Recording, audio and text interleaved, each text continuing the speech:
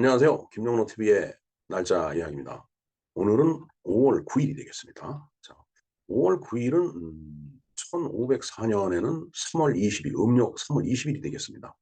근데 바로 이제 연산군 이제 10년 이제이 되는 해인데, 어, 바로 오늘 그 갑자사화가 있었습니다.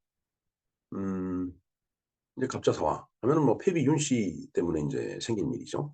바로 연산군의 어머니 때문에 이제 그 피바람이 이제 궁중에서 일어나는 그런 이제 사건인데, 뭐 조선시대 때 4대 사화 하면은 대표적인 것이 이제 무오사화, 그다음에 갑자사화, 기묘사화, 을사사화 뭐 이렇게 이제 이야기를 하죠.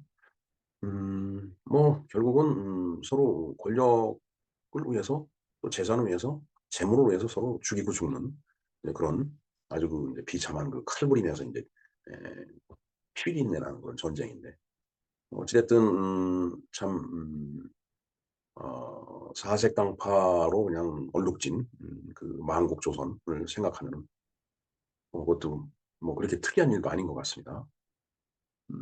뭐 남인 북인, 노론소론, 웅인서인, 뭐 대북소북 뭐 나눠 갖고 뭐 실컷 그 이제 싸웠죠. 그 실컷 싸우다가 이제 병든 그 나라를 정말 참 이순신 장군이 이제 임진왜란 때 구해 갖고 그걸 또 후세에 넘겨줬더니 만국조선에 와서 이제 또 나라를 넘겨주는 그런 웃기지도 않는 그런 일을 우리가 경험을 했습니다. 자, 오늘은 바로 갑자사화가 있었던 날이기 때문에 연산군 10년에 있었던 폐비 윤씨 복위 문제로 발단된 이 사화에 대해서 우리가 한번 공부를 해보는 것으로 하겠습니다.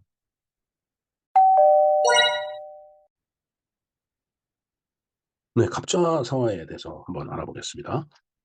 갑자사화는 1504년 3월 20일 음력으로 그런 거예요. 이것을 환산해 보니까 바로 5월 9일 오늘이 되겠습니다.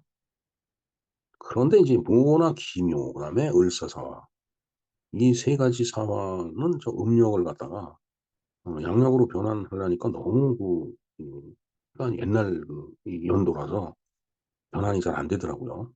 그래서 지금 저 음력 날짜의 양력 날짜를 이제 확인을 못 했는데 이 갑자사화는 이렇게 환산된 그 자료가 있어서 5월 9 일이라는 걸 제가 알았습니다. 그래서 이 사실 무오, 갑자, 기묘, 을사가 이게 조선시대의 대표적인 그 4대 사화죠. 오늘 갑자사화에 대해서 우리가 뭐 한번 내용을 알아보고 나머지 무오, 기묘, 을사는 저 음력이 해당되는 양력날 그러니까 7월 1일, 11월 1일 그다음에 7월 6일 그 날짜에 그 내용을 알아보도록 하겠습니다. 자, 오늘은 일단 그 기본적인 개념을 먼저 말씀드리고 갑자사화에 대해서 한번 알아볼까요? 무오사화. 무오사화는 직접적인 도화서는 김종직의 조의제문을 김일성이 사초에 실었던 사건이다. 그러니까 김종직이 이제 조의제문을 썼는데 이 조의제문이 인제 그 어 그걸 뭐라고 그러죠? 제사문. 이게 제가 인제 내용을 한번 쭉 이제 정리를 해놓은 건데 조의제문은 조선시대 성리학자 김종직이 지은 제사문으로 황후에게 살해당하여 물에 던져진 해왕직 초의제를 추모하는 글이다. 이게 왕위를 항우에게 인제 찬탈을 당하고 억울하게 살해된 초의 의제, 초나라의 그 인제 이 왕에 대해서 그걸 조상한다는 내용인데 이게 인제 그 세조가 조카 단종을 그 폐위시키고 왕위를 찬탈했잖아요. 이걸 비꼰 거라고 해 갖고서 인제 완전히 인제 어 김종직이 인제 이 참 큰 화를 당하는 그런 그 인제 이 사화죠. 예. 자세한 거는 그때 가서 다시 한번 그 말씀을 드리는 걸로 하고 음 그다음에 인제 갑자사화에서 폐비 윤씨 복위 문제로 발단이 됐다. 이게 인제 연산군의 인제 그 어머니가 인제 폐비 윤씨인데 그건 좀 잠시 뒤에 한번 알아보기로 하겠습니다. 그다음에 기묘사화. 1919년 중종 14년 11월 남권, 심정, 홍경주 등이 재상들에 의해서 조광조, 김정, 김식 등 사람이 화를 입은 사건이다. 이게 살인이라는 말이 나오죠. 살인. 이게 인제 살인 훈구하고 살인하고 인제 대립한 거예요 이게. 훈구파 이게 오래구자가 있듯이 일종의 그 인제 수구적인 수구 세력이라고 볼 수가 있겠죠. 훈구파는 혁명파 사대부를 계승한 세력으로 세조의 방위 천탈에 협조하여 정치적 실권을 장악한 귀족적 관료학자들을 말한다. 훈구파명칭 원래 훈구공신, 훈구대신 등 오랫동안 공로를 많이 세웠다는 의미를 지닌 일반 용어였으나 성종 후반 이후 대도한 신진 정치 세력인 살인파와 구별하기 위한 역사적 용어로 쓰이고 있다. 그러니까 훈구파와 살인파가 이제 이렇게 대결을 하는, 서로 대척점에서 서로를 견제하고 뭐 서로 이제 뭐 비판하고 못살게 굴고 이제 뭐 모함하고 뭐 이제 이렇게 덩크 싸움을 또 벌린 거죠. 그러니까 일종의 훈구파는 기득권을 지키려고 했던 세력이고, 살인파는 뭔가 신진 정치 세력. 그러니까 요즘 말로 얘기하면은 훈구파는 보수주의적인 극구적인 그런 성격을 갖고 있는 거고, 그다음에 살인파는 진보적인 그런 그 성격을 갖고 있는 그런 일종의 어떤 정치 세력이었다라고 보면 되겠습니다. 그다음에 다시 이제 돌아가 볼까요? 그다음에 이제 을사사화는 외척 간의 갈등이 중요한 변수가 돼 갖고 일어나는 사화인데, 무호, 기묘, 을사사화는 그 해당되는 나날에 제가 다시 한번 내용을 쭉 정리해서 말씀을 드리는 걸로 하겠습니다. 일단 오늘은 이제 갑자사화일이니까 갑자사화를 한번 살펴볼까요? 갑자사화는 이제 갑자는 갑자년에 일어났다는 얘기예요. 그 1504년 연산군 10년이 이제 갑자년이다라는 그런 얘기죠. 음력 3월 20일 이걸 양력으로 환산하니까 그때 그 해에 지금의 그 이 양력 달력 그레고리력이죠. 이걸로 보니까 양력 5월 9일이더라 이거죠. 바로 오늘이 되겠습니다. 바로 양력 5월 9일 음력 3월 20일에 연산군의 어머니 폐비 윤 씨의 복위 문제로 인하여 일어난 사화이다. 연산군이 폐비 윤 씨의 복위를 추진하면서 성종 때 폐비를 찬성한 훈구 원로 세력이 대부분 숙청당했다. 이때 희생된 사람들은 중종 반정 이후에 대부분 복권이 된다. 중종 반정은 이제 연산군을 이제 내쫓는 그 이제 그 반정인데, 그러니까 말하자면 이제 연산군에 의해서 숙청당한 사람들이 나중에 복권이 된다는 얘기죠. 일단 배경을 보겠습니다. 연산군의 어머니인 폐비윤 씨는 폐출되었다가 1482년에 사사가 되었고, 연산군이 공표한 갑자사를 벌린 이유는 이때 윤 씨의 폐비를 찬성한 사람들에게 대한 처벌과 복수를 위해서라고 공표하고 있다. 이 폐출된 것만도 억울한데 1482년에 사사가 됐으니, 이게 뭐 사약을 먹고 이제 죽게 된 게 이제 사사로 제가 알고 있는데, 하여튼 그걸 생각하면 자기 생모인데 연산군 입장에서 정말 그 이제 화가 나겠죠. 뭐 어찌 됐든 연산군이 인제 왕으로 있으면서 참 이제 굉장히 그 어 희귀망측한 일도 많이 저지르고 그냥 이 잔인한 일도 많이 저질렀기 때문에, 그래서 인제 연산군이 묘호가 없어요. 뭐 연조라든가 연종 뭐 이렇게 붙여 주기에는 너무나 그 행실이 그냥 잔인하고 무자비하고 인제 그랬다라는 얘기죠. 그런가 하면은 이제 묘호가 없는 왕이 또 이제 광해군. 근데 광해군은 사실은 연산군하고는 달라요. 광해군은 지금 광조나 광종 정도는 이렇게 줘야 되지 않을까. 어차피 뭐 묘호는 그 왕이 인제 즉위 기간이 끝나고 이렇게 인제 음 그 왕의 자리에서 내려왔을 때 그 문중에서 주는 건가 아마? 그럴 겁니다.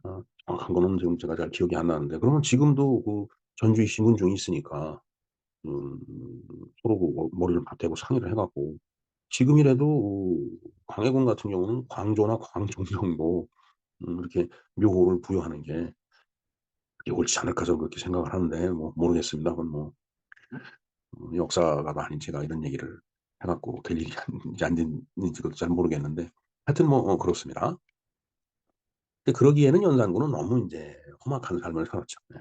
자, 이를 두고 중종 때 사관들은 임사홍이 연산군의 처남인 신수군과 의논하여 연산군에게 그 사실을 알리기로 합의하고, 임사홍이 폐비 윤 씨와 관련된 사실을 연산군에게 보고했다고 서술하고 있지만, 이제 사관은 그렇게 쓴 거죠.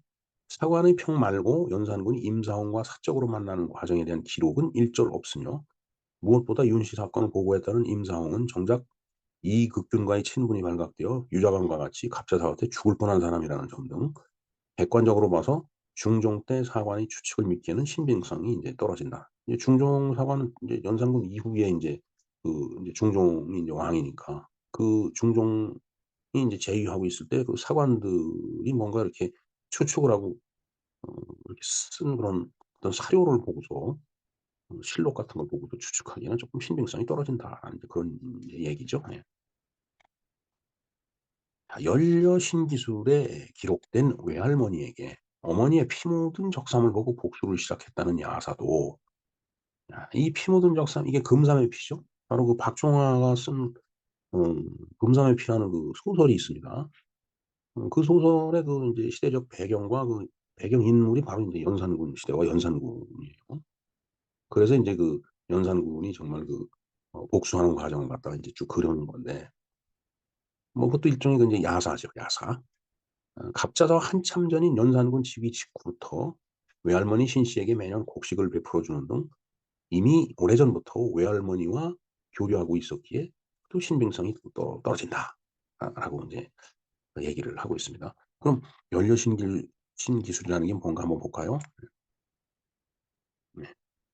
연려신기술은 조선 후기의 실학자 이긍익이 그의 아버지 이광사가 유배되었던 곳인 신지도에서 42살 때부터 집필하기 시작해 세상을 떠나야 할 때까지 약 30년에 걸쳐 편찬한 조선시대의 야사총사이다. 기사 본말체로 이제 서술되어 있다. 기사 본말체라고 하는 것은 이제 주제를 정해 놓고 그 관련된 그 어떤 기사, 뭐 이런저런 얘기들을 쭉 모아 갖고서 뭔가 인제 얘기의 어떤 결론을 내는 그런 그 인제 서술체인데, 하여튼 그런 야사를 갖다가 인제 쭉 이긍익이 인제 써 놓은 것이 바로 음 연려실 기술이 이제 되겠습니다. 근데 거기에 써 있는 말도 야사기 때문에 신빙성이 좀 떨어진다 그런 얘기고요. 자, 그리고 연산군은 왕위에 오르기 전부터 어머니 죽음에 대해서 알고 있었기 때문에 태비윤 씨 죽음이 갑자사화의 계기 및 명분은 될지언정 직접적인 그 원인은 아니다. 하지만 연산군이 왕이 되기 전부터 어머니를 죽게 만든 자들에게 복수를 하기 위해서 마음속으로 칼을 갈고 있다가 기회가 와서 사활을 일으켰을 가능성이 있기에 연산군이 어머니가 사사된 것이 원인이라고 아니할 수도 없다. 음. 그러니까 이제 연산군의 어머니 윤 씨를 이제 폐비화시킨 폐비 윤 씨로 만들어 놓은 것도 그것만 해도 억울하죠 사실은. 자기 생모인데. 근데 인제 사살을 했단 말이에요. 사야까지 내려 갖고 죽여 버렸기 때문에.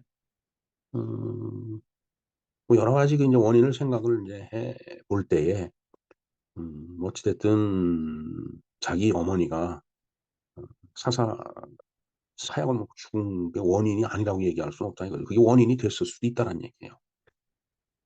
인제 뭐 사실 지나간 그 얘기 뭐 야사를 보고 봐도 그렇고 뭐 정사를 봐도 인제 그런데 음 뭐 저때 당시에 있던 사람들이 지금 벌떡 일어나 갖고도 인제 증언을 해 준다면 제일 좋겠지만은 그렇지 못하기 때문에 그냥 이런저런 그 이제 자료를 갖고 추정을 할 뿐이죠.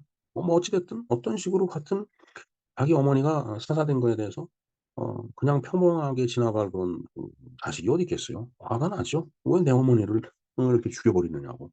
'내 이놈들 복수를 하겠노.'라고. 그게 인제 이 갑자사의 뒷배경이 됐다라는 그런 얘기예요. 자, 윤필상의 귀환과 창경궁의 피바람. 인제 이게 인제 복수를 하기 위해서 피바람이 부는 겁니다. 창경궁에. 연산 10년 갑자년 1504 년입니다. 음력 3월 20일 바로 오늘 양력으로 5월 9 일이에요. 창경궁 뜰에서 연산군은 아버지 성종의 후궁들이자 낮에 잡아든 이향과 이봉의 어머니인 인 정금이와 다른 후궁인 엄빈을 결박하고 직접 구타한다. 아 참 왕이 직접 그 어 이 여인들을 뭐 후궁에다가 뭐 귀인까지 인제 결박을 하고 인제 직접 음 동맹이를 후려 갈기고 발로 차고 인제 구타를 인제 시작을 하는 겁니다. 화가 나서 그런 거죠. 그리고 연산군은 낮에 잡아들인 이항과 이봉을 창경궁의 뜰로 잡아 후궁 두 사람을 구타하도록 명령합니다. 막 인제 때리라고 인제 얘기를 했겠죠. 아, 이항은 너무 어두워 결박당한 두 사람을 모르고 명령을 따랐지만은 이봉은 두 사람 중 한 사람이 자신의 어머니 정씨인 것을 알고 이게 참 진짜 그냥 그 뭐라 그럴까? 패륜적인 거죠. 그 어머니를 때리라고 인제 얘기를 한 건데 음 자신이 어머니 정씨인 것을 알고 장을 내지 못하자. 이제 장이라는 게 인제 뭐 음 곤장 뭐 이런 거죠. 뭐 진짜 곤장을 치면은 뭐 몇 대만 맞으면은 뭐 이 엉덩이 살이 다 그냥 뭉개져 갖고 완전히 그 안 병신을 만들어서 내보내는 게 인제 곤장인데 이걸 못하니까 연산군이 더 화가 난 거예요. 그러니까 그냥 사람을 시켜서 귀인 엄씨와 정씨를 죽여버린다. 아이고 참. 그러니까 인제 예 이봉이 봤을 때 귀인 엄귀인하고 정씨 자기 어머니가 인제 죽은 거예요, 눈앞에서. 자 여담으로 이때 모르고 어머니를 때린 이항에게 이항은 인제 어두워 갖고 어머니를 때렸죠. 그래서 이항에게 연산군은 다음날 말 한 마리를 선물로 내렸는데 참 어머니 때린 것을 "잘했다."라고 해서 선물을 주는 건 그건 다른 측면에서 보면 이제 조롱하는 거죠. "자 그래. 너 어머니 잘 때렸다." 그러다가 인제 이제 죽었잖아요. 응? 장 씨가. 이제 조롱하는 뜻으로 인제 말 한 마리를 준 거다라고 인제 추정을 인제 하고 있다라는 얘기가 되겠습니다. 자 그 후 연산군은 어머니가 폐비가 된 뒤 왕비가 된 자순대비 윤씨 거소 앞에서 칼을 들고 자순대비에게 거소 밖으로 나오라고 얼마나 겁나겠어요. 자순대비의 하인들은 겁에 질려 도망가고 자순대비도 공포에 질려 그러지 않겠어요. 왕이란 사람이 칼을 들고 와서 인제 막 응? 나오라고 협박을 하니까. 이러지도 저러지도 못하는 상황에서 연산군의 왕비 신씨가 연산군을 간절히 말려서 연산군은 돌아가게 된다. 거기서 인제 막 연산군 그러니까 자기 마누라죠. 예 마누라가 말리니까 인제 간절히 말리니까 그냥 돌아가게 된 거예요. 근데 인제 화가 난 연산군은 어머니 자순 대비에게 행포를 부린 직후 이번에는 할머니 인수 대비의 거수에 쳐들어간다. 참. 연산군은 인수 대비의 거수에 쳐들어가 잡아왔던 이항과 이복의 머리채를 잡은 채로 할머니 침실로 쳐들어간다. 인수 대비도 깜짝 놀랐겠죠. 자 이후 이항을 시켜 억지로 인수 대비에게 술을 올리고 인수 대비가 연산군의 어머니 폐비 윤 씨를 왜 죽였느냐고 어 연산군이 따졌겠죠. 뭐 거기서 뭐 오만불손한 말들이 서로 인제 오갔겠죠. 뭐. 그런 말들을 주고받으면서. 자 그렇게 인제 삼경이 새벽 이제 12시 뭐 자정쯤 되는 거네요. 잡혀온 이항과 이봉을 이제 풀어 주는 거죠.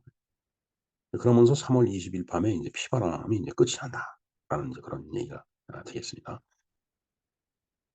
음 하여튼 뭐 이래 갖고 이에 관련된 사람들은 인제 많이 인제 숙청을 당하고 뭐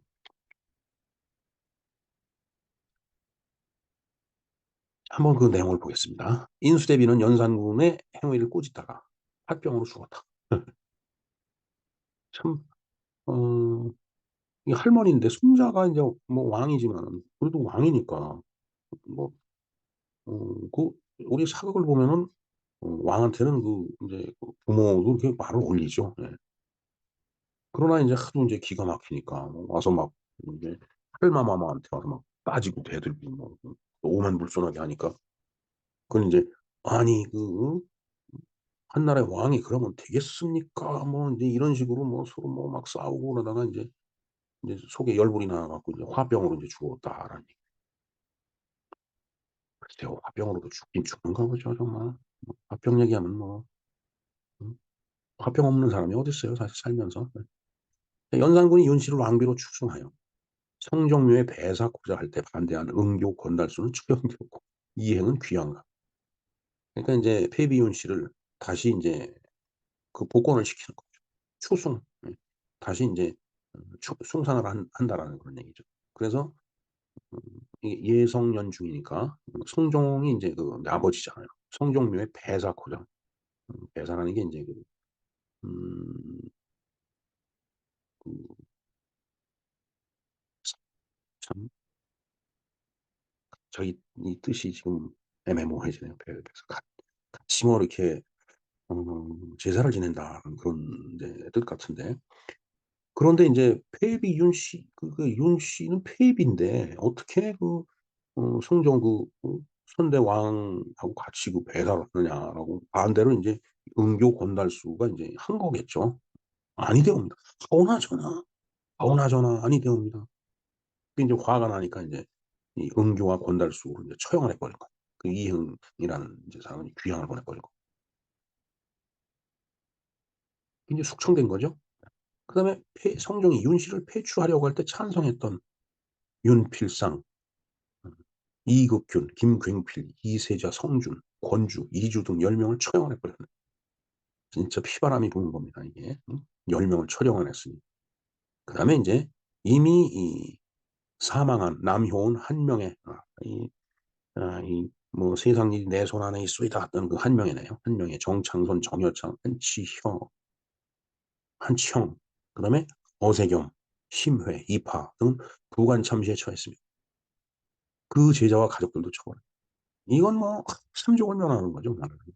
거기다 제자까지 처벌을 했으니 이 부관 참시라는 거는 인제 그 이 제사를 지내면 이제 관에 넣어 갖고서 이게 인제 물론 이제 탈관하는 데도 있고 관죄 묻는 데도 있죠. 뭐 탈관하더라도 인제 칠성판후 연지니까 그걸 다 때려 부시고서 그다음에 인제 참시, 시신을 갖다가 인제 또 토막을 내는 거예요. 아유 얼마나 그 잔인한 거예요.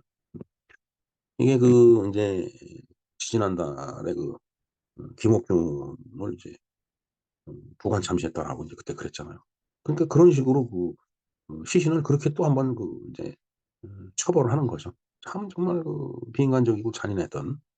근데 이때는 1500 년대니까 1900 년대 1800 그러니까 19 세기 말에도 그런 형벌이 그걸 없앴는데 다시 인제 고종이 또 그렇게 인제 그걸 들고 나와서 처벌했다고 그러니까 참 벌써 한 300 년 400년 전에 했던 일을 갖다 다시 고종이 저질렀으니까 참 세상 물정 모르는 사람이 고종이죠.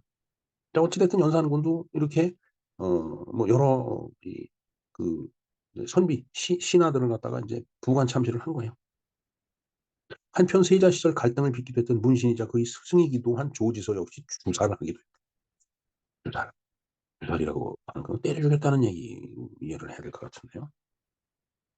그 외에도 유자광이나 흔히 갑자사의 주역으로 왜곡되었던 임사공, 임사홍, 이국균과의 친분 때문에 죽을 뻔하나 그다음에 그 유자광은 그 이전에 공이 인제 있었다라는 얘기죠. 그다음에 임상훈 윤 씨의 폐비를 반대했던 일로. 그러니까 윤 씨를 폐비화 시키려고 할 때 임상훈은 그때 또 안 된다고 했다라는 얘기예요. 그러니까 뭐 저 두 사람은 인제 풀려난 거예요. 살아난 거죠. 자 그래 갖고서 인제 그때 당시에 폐비 윤 씨를 폐하는데 도모를 했거나 찬성을 했던 이미 뭐 죽은 사람들도 다 부관 참시를 한 거예요. 꺼내서 관을 다시 꺼내 놓고 다 때려 부수고서 그 안에 인제 썩어 문드러져 가고 있는 시신을 갖다 또 인제 칼로 또 쳐서 또 쪼갠 거예요. 그래서 쇄골 표풍, 그러니까 뼈를 갈아 갖고서 표풍 바람에다 휙 날려 버린다. 자 어떻게 저런 형벌을 갖다 생각을 해냈을까요? 그다음에 능지처참.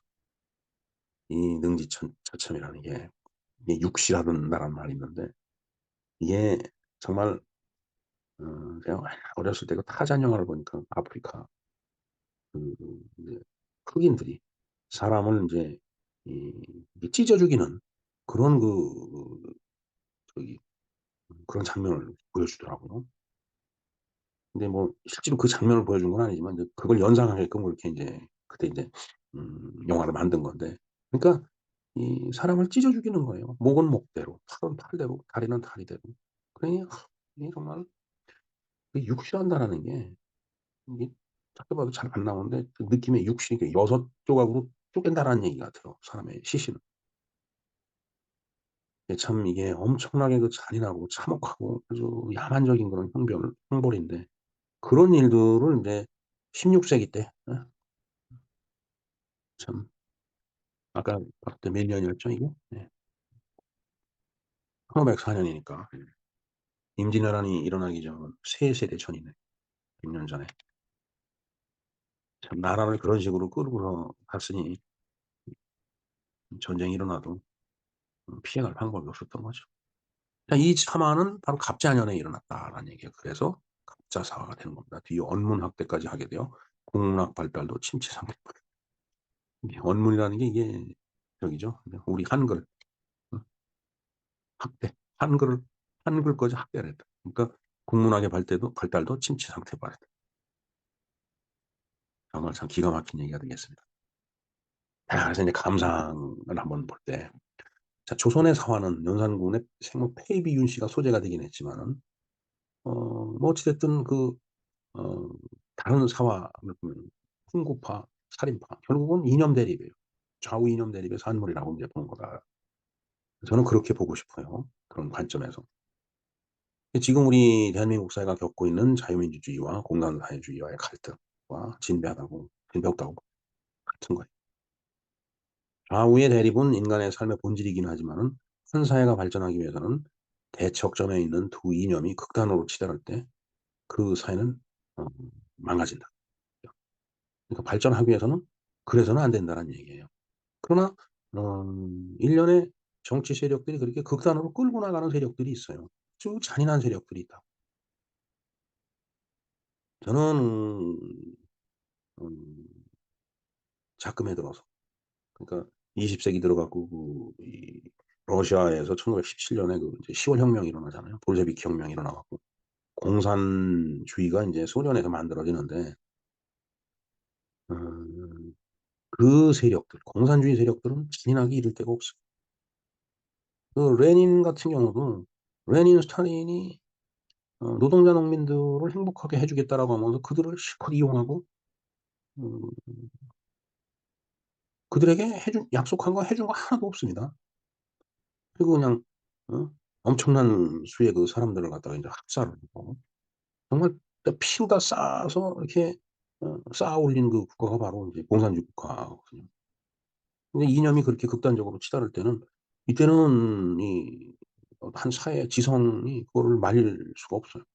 그런 피바람이 한번 이제 불고 나고 세월이 흐르고 세대가 바뀌면서 그러면서 또 자정이 돼 갖고 후세 사가들이 '야 이건 진짜 너무했다. 이건 나쁜 일이다.' 이렇게 써 갖고서 또 이렇게 뭔가 역사가 이렇게 인제 발전하는 방향으로 나가고 왜냐하면 사람한테 양심이라는 게 있기 때문에. 이제 그런 거지.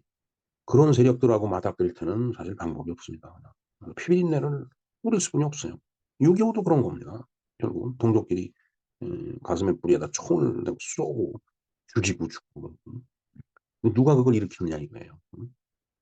그런 측면에서 이해를 할 때 이렇게 극단적으로 나가는 세력이 있으면은 그 사회는 망가지게 돼 있습니다. 부관 참시를 서슴지 않았던 그 시절 법치를 가장한 수많은 사람들을 옥에 가둔 그 적폐청산이라고 하는 그 계절 그리고 그도 저도 없이 인간성을 말살하는 인민재판. 이거 사화하고 다를 게 없다고 봅니다. 수백 명이 감옥에 가야 되고 또 어느 날 갑자기 죽은 채 발견이 되고 이런 그 사회 현상들을 적폐하면서 음 정말 사람을 처벌을 해도 이 사람한테 적용하는 잣대와 저 사람한테 적용하는 잣대가 천지 차이 그러니까 온갖 갈등을 갖다 유발시키는 거예요. 정말 참 이해가 되지 않는 그런 측면입니다. 근데 갑자 사화도 똑같은 겁니다. 그러니까 저 피바람이 일어나는 거예요. 자 권력과는 순간 희열을 느낄지 모르지만 그런 일을 벌림으로 인해서 그의 병들고 죽어가는 것은 백성이고 곧 음 그때 당시 연산군 시대 때는 조선이라는 그 국가 사회가 썩어 문드러진 거예요. 그리고 지금 또 다른 그런 일이 반복이 된다면 대한민국이라는 국가 사회가 썩고 병들어간다는 얘기죠. 고생하고 죽어나가는 건 백성들이지 국민이라 그런 얘기가 되는 거죠. 예. 자 어찌 됐든 우리가 4대 사화 얘기를 했지만 이건 대표적인 게 4대 사화지 이거 말고도 사화가 많이 있더라고요 보니까. 인제 그러면서 인제 끝없는 사색 당쟁으로 이어지죠. 동인 서인 남인 북인 노론 소론 좌파 우파 공산 뭐 민주 자유 자유민주. 정말 참 하여튼 끝없는 사색 당쟁으로 이어지다가 만국조선이 되죠 고종 때 와서. 300~400년 지난 다음에 만국조선이 되죠. 19 세기 그 말을 보면은 정말 답답하기 이를 데가 없죠. 그러다가 결국은 나라를 넘겨주잖아요 일본에게. 하여튼 그렇게 끝없이 추락하다가 나라를 넘겨주고 식민 지절 식민의 시절이 예비된 거라고 봐도 손색이 없다라는 얘기. 좀 손색이 없다라는 표현이 굉장히 어색한데 어 그냥 사필 규정? 그것도 쪼끔 어색하네요. 그냥 그렇게 될 수뿐이 없었다라는 얘기죠. 네. 사주팔자는 못 고친다는 말이 있듯이 국가도 마찬가지라고. 그래서 가만히 생각을 해 보세요. 뭐가 분명히 잘못돼 갖고 굴러떨어지고 있는 것 같은데 이걸 굴러떨어지는 것을 막을 수가 없는 거죠. 이걸 막다 보면 깔려 죽거든요. 아무리 정말 올바른 가치를 앞세우고서 그걸 막으려고 하더라도 거대한 그 눈덩이 같은 그 어 거대한 물체가 인제 굴러떨어지는데 그걸 어떻게 막아요. 막다가 깔려 죽는 거죠. 자 어찌 됐든 인제 이 시대를 살아가는 사람들 인제 역사 주체죠. 뭐 사람들 속에는 인제 그 시대의 지성이 있을 거고 시대 정신이 있을 건데 음 이제 그 시대 정신과 어 그다음에 어떤 역사 의식 같은 거 그런 것들을 이렇게 어 국민들의 마음속에서 모아 갖고 뽑아내는 게 그게 인제 지성이에요. 그 시대의 지성. 역사 주체가 바로 되는 거죠. 근데 그게 똑바르게 변화되지 않으면은 옛날하고 똑같은 걸 답습한다면 역사는 반복이 된다라는 그런 얘기죠. 글쎄 고려시대 이전에는 잘 모르겠습니다. 음. 선조 때 나라가 위태로워졌던 게 고종 때 그렇듯이 역사 반복되는 겁니다. 우리가 지금 역사를 바로 보고 있지 못하려면은 지금도 또 반복이 된다라고. 지금도 반복이 되고 있는 거 아닌지 우리가 철저히 분석하고 음 반성을 해야 된다라는 그런 얘기가 되겠습니다. 하여튼 역사 주체가 변하지 않은 한 역사는 반복된다라는 거 우리가 꼭 알아야 될 덕목이라고 생각을 합니다. 네 이상 4대 사화 중에 가짜 사화에 대해서 좀 알아봤습니다. 화가 나죠. 정말 다 때려 부수고 싶죠. 그냥 서로 싸우고 치고받고 싸우는 조선시대. 참 그리고 한반도. 정말 무엇이 정의인지 무엇이 우리가 정말 추구해야 될 가치인지 정말 그걸 똑바로 세우고 찾아내는 것이 엄청 어렵다라는 것을 요즘도 절실히 느낍니다. 네 이렇게 갑자사에 대해서 간략하게 알아봤습니다. 네. 김영로 TV였습니다. 감사합니다.